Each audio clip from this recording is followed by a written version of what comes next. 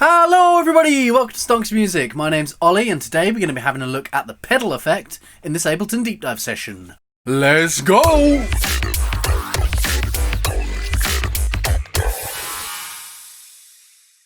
Right, here we are back in the Ableton Manual. Let's jump straight into it. Note, the pedal effect is not available in Intro, Light and Standard editions, so this is one just for Suite users. Pedal is a guitar distortion effect. In combination with Live's tuner, amp and cabinet, pedal is great for processing guitar sounds. Pedal can also be used in less conventional settings, such as a standalone effect on vocals, synths or drums. The gain control adjusts the amount of distortion applied to the dry signal. Note that 0% does not mean zero distortion. It's recommended to dial the gain back to 0% and slowly increase it until you get the desired output level. When placed in front of pedal in a device chain, Utility's gain parameter can be used to lower the signal even further. The global output knob adjusts the overall output gain of the device. You can choose between 3 different pedal types, each inspired by distortion pedals with their own distinct sonic characteristics. Overdrive gives warm and smooth tone, distortion gives a tight and aggressive tone, and fuzz gives an unstable, broken amp sound. Pedal has a 3-band EQ that adjusts the timbre of the sound after the distortion is applied. The EQ is adaptive, which means the amount of resonance, or Q, increases as the amount of the EQ boost increases. The bass control is a peak EQ with a center frequency of 100 Hz. This is useful for boosting the punch in bass or drum sounds, or attenuating low frequencies of guitars. The mid control is a 3-way switchable boosting EQ. The mid-frequency switch sets the center frequency and range of the mid-control. The center frequency is in the middle of the frequency range that the mid-control operates upon.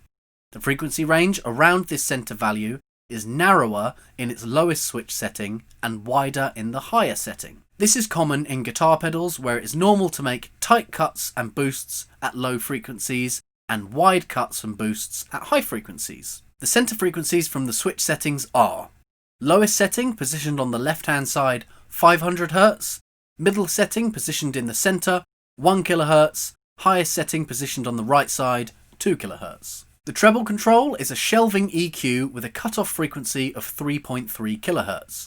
This is useful for removing harsh high frequencies or boosting them if that's your cup of tea. For a fine-grained EQ, post-distortion, simply leave these controls in their neutral position and instead use another EQ such as EQ8. The sub-switch toggles a low shelf filter that boosts frequencies below 250 Hz. You can use this in conjunction with the bass control by turning sub on and setting the bass to -100%, or turning sub off and setting the bass to 100%. The dry-wet slider adjusts the balance between the processed and dry signals. Aliasing can be reduced by enabling high-quality mode, which can be accessed via the right-click PC, Control-click Mac context menu. This improves the sound quality, particularly with high-frequency signals, but there is a slight increase in CPU usage. Pedal tips. Positioning pedal in the device chain. The incoming signal will have an impact on how the distortion will respond. For example, adding a compressor before pedal in the device chain will give a more balanced end result. On the other hand, adding an EQ or filter with high gain and resonance settings before the pedal can yield a screaming distortion effect. And then we've got a few specific uses here. So techno kick. Choose a suitable kick with a long decay, for example kick core 909 with the decay turned up. Then choose the distortion pedal. Activate the sub switch and dial in the gain to your taste. For added whack, move the mid-frequency switch to the rightmost position and increase the mid control. For more thump, you can increase the bass control. To reduce the air, decrease the treble control.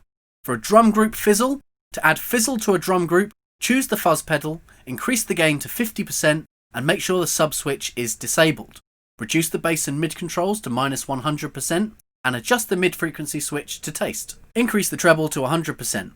Set the output to -20 dB and then turn the dry-wet slider down to 0% and slowly increase it until the drums are fizzling to your taste. Broken speaker. Select the fuzz pedal and make sure the sub switch is disabled.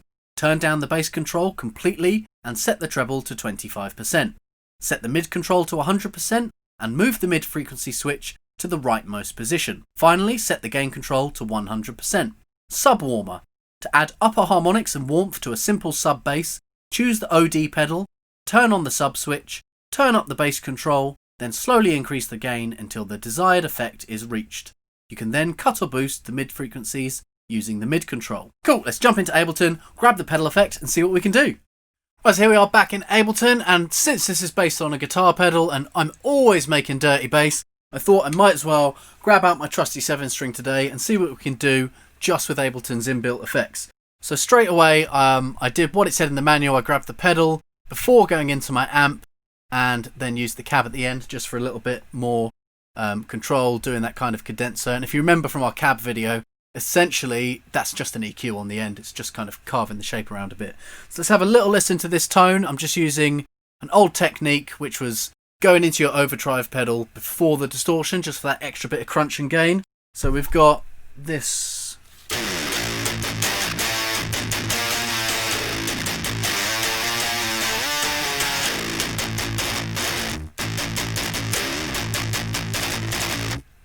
And I mean, that's a pretty decent tone. I mean, for you proper guitar nerds out there that, you know, guitar's your main thing, you'll probably be going ahead buying Positive Grid. There's Guitar Rig, there's all of these Amplitude, there's some really good guitar plugins out there if you want to be emulating specific sounds. But using just the inbuilt Ableton, you can get some pretty good tones. I'm more of a metal guy myself, so that's straight where I went to. So let's turn off the cab, the amp, and my gate, just tidying up here. And let's listen to just the pedals. This is what we get.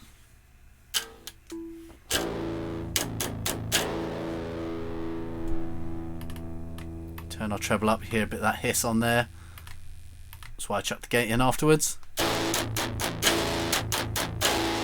That's quite a nice overdrive sound, really.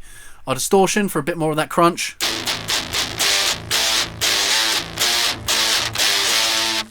And I've got that mid right the way up, with treble up, sorry. Let's do a mid scoop.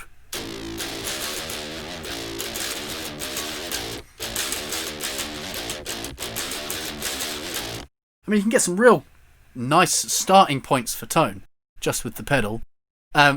Pedal into the amp is going to give you a lot more kind of control over what sound you want. I find the heavy is just a bit too OTT, based on our Mesa boogies, as you can see here. So if we take our, let's go for a fuzz, which I'd probably use more on a bass. Let's just actually turn the amp off and listen to that fuzz. It's a good amount of gain. I've cranked the gain up here as well. Let's look at our output. Feeding that a nice hot signal. I mean, maybe boost that a bit more. Yeah. Let's go into our amp and then we can mess around. I'm a mid scooper. I mean, that's just Dimebag and all these things. I like that buzzy, trebly guitar. Whoa, there's a ton of bass in there. Let's bring the bass down on our initial fuzz.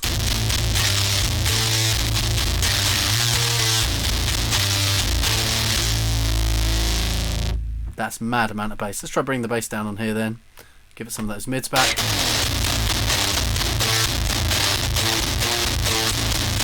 That is like super duper crushed.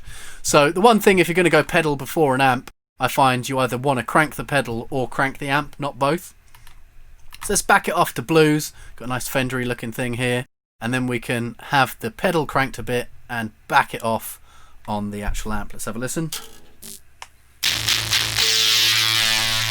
Super trebly.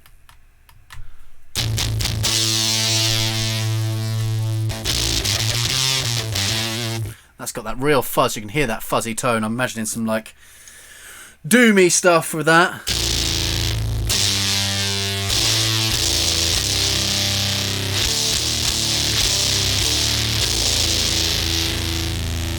Not really my cup of tea. It's like too frazzly for me.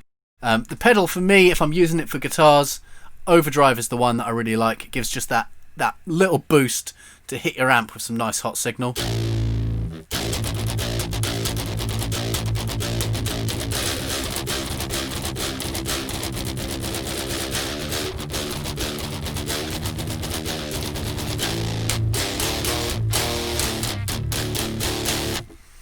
Maybe crank some of that treble up a bit more there. And then our cab at the end, we can hear the before and after.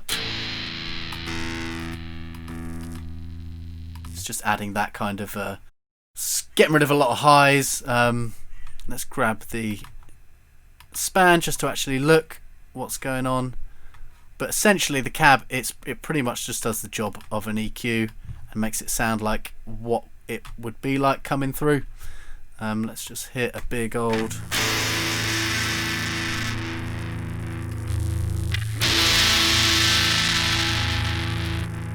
So you can see it gets rid of a lot of those high frequencies, which is why I like to have a dry version coming through with it, just so I don't totally lose everything, because your DI can be quite harsh.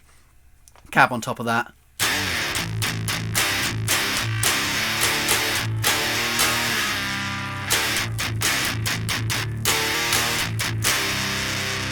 So then the next thing is, okay, that's boosting into your amp. What if you want to go after your amp and using it more, more distortion, more fuzz? So this is where I'd go to the distort setting probably. Back off the gain, let's reset the output and let's have a little listen. It's intense, the amount that's really boosting. Let's come back to 0.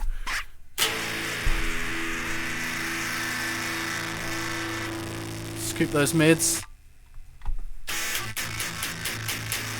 I'd probably back up the dry wet on this. You don't want it like super, super harsh.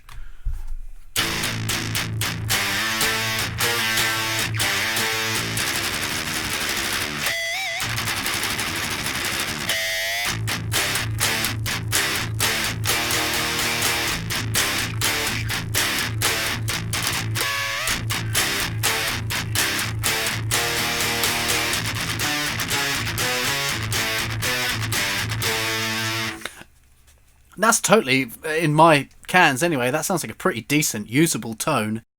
Just out of Ableton stock stuff. Obviously you need sweep for this, it wouldn't be an Ableton Lite or the standard edition. But that pedal really does give you some pretty decent onboard stuff. My guitar's just DI straight into the interface, and all of this is coming from Ableton. So, I mean, there's a lot you can do. So if you wanted to use it on bass, it'd be the same kind of thing. We've got our bass amp here, and instead of pushing it into the amp, I've got my fuzz pedal afterwards. We can mess around with our gain a bit, but we've got this kind of... Probably don't need it right the way up there. Yeah, want that on mono.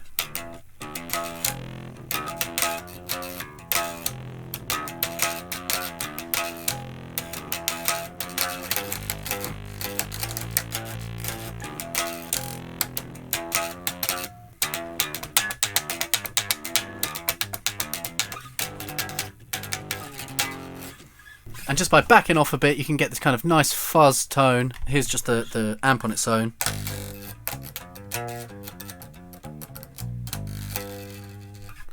Nice bit of fuzzy warmth. And then you could get some envelope follower. You could kind of mess around and start building some bigger effects with this if you use Max. We get our audio effects. Let's go for the envelope follower. Where are we? Envelope follower here.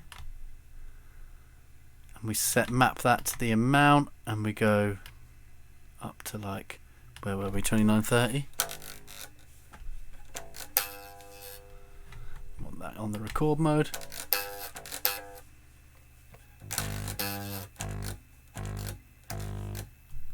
Have that coming up a bit more. How much is it going to gain? Not quite that much.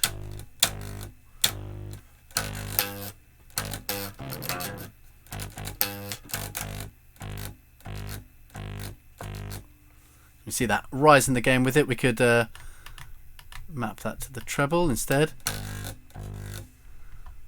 Or as well, let's duplicate this one and have the gain on the treble, and we're going to go from like 50, so it's central, to let's say like 80.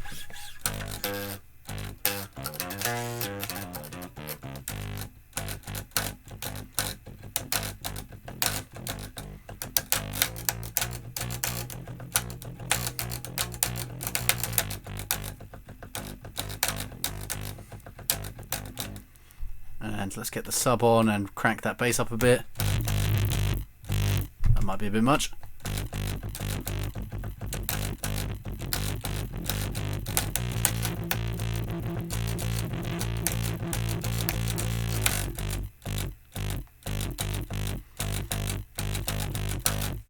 So yeah, you can get experimental with this and just kind of use some of these other Max devices to create some pedals and some effects that you otherwise wouldn't get on a normal pedal board. And then, as always, just in case you were wondering, of course you can use it for making massive, horrendous basses. Same as always, we'll grab our operator, come down here, and then we're going to grab audio effect, pedal, let's go, overdrive, we'll start it small, distortion, fuzz if you want to go right there, let's do fuzz and back off. Just adding a bit of that. Duplicate. Onto our overdrive, that's quite nice. Grab our glue compressor, smash it right up.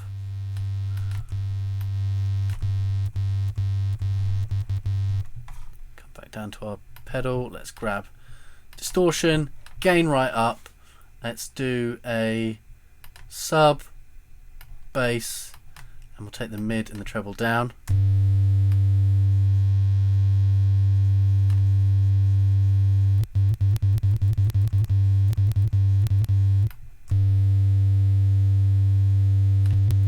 Really quite like what that's doing with that right the way up, so we could let's grab our OTT,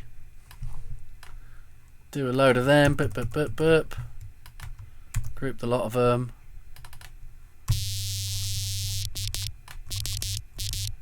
oh we missed one in the group,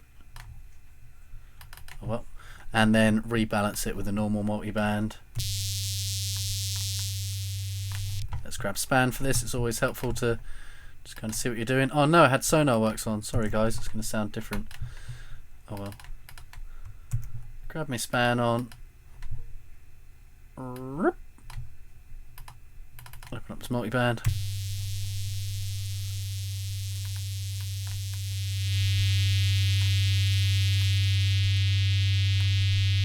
And then where's this? So at 120. So yeah, let's.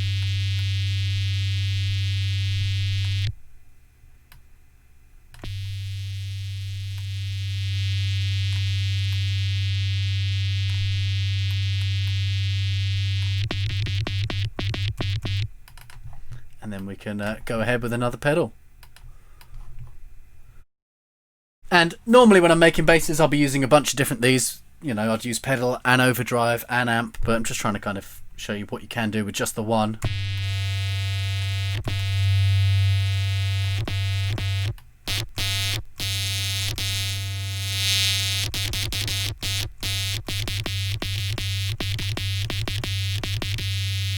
So there's plenty of frequencies there to then play with. We could get our auto filter as always, notch mode, bring it up here, OSR for a bit more distortion, and then we'll grab Max for Live just to make it easier.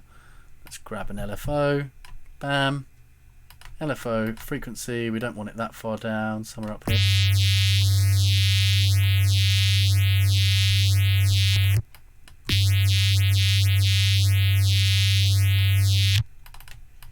Slam that through a glue compressor again.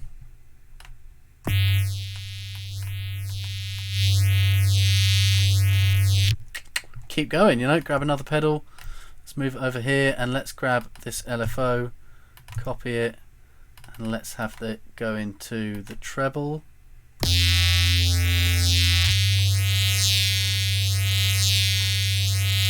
We can offset the phase. No, let's do the phase, that's the other way.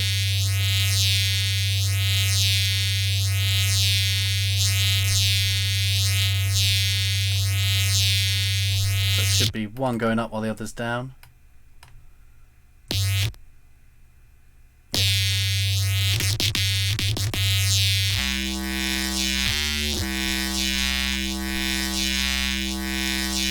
Maybe if there's too much highs in that, we could grab the auto filter again.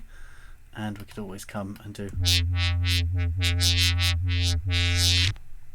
grab our LFO, copy, over here, paste, put that on the frequency amount, and now you could have it doing whatever.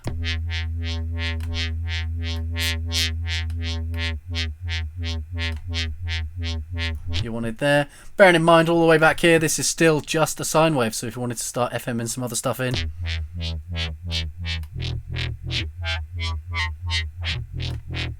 nice.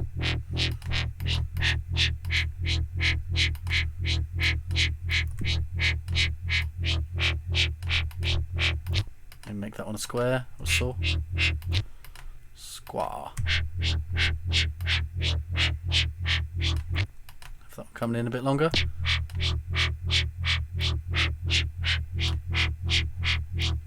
Change one of these.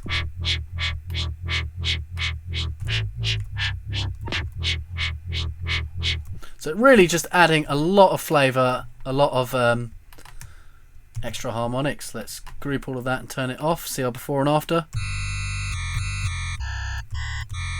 And after.